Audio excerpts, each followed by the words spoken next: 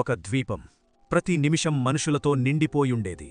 ఇప్పుడు మాత్రం ఒక్క శబ్దం కూడా వినిపించని భయంకరమైన నిశ్శబ్దం.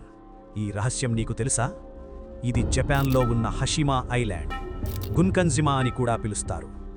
ఒక చిన్న కాంక్రీట్ ద్వీపం మీద ఒక సమయంలో ప్రపంచంలోనే అతి ఎక్కువ పాపులేషన్ డెన్సిటీ ఉండేది. చిన్న ఫ్లాట్స్, స్కూల్స్, హాస్పిటల్స్, థియేటర్లు అన్నీ ఒకే చోట.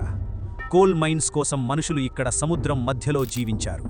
కానీ 1974లో మైన్స్ క్లోజ్ అయ్యాక అందరూ ఒక్కసారిగా వెళ్ళిపోయారు. అప్పటి నుంచి ఈ ద్వీపంలో జీవితం నిలిచిపోయింది. ఇప్పుడు ఇక్కడ ఎంటీ బిల్డింగ్స్, పగిలిన గోడలు, బాల్కనీలలో ఎగురుతున్న గాలి మాత్రమే మిగిలాయి.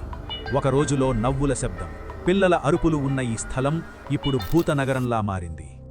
ఎక్స్ట్రీమ్ అర్బన్ లైఫ్ నుంచి అబ్సల్యూట్ సైలెన్స్కి మారిపోయిన ఈ ద్వీపం మనుషులు వెళ్ళిపోయిన తరువాత స్థలాలు ఎలా మారిపోతాయో చూపిస్తుంది.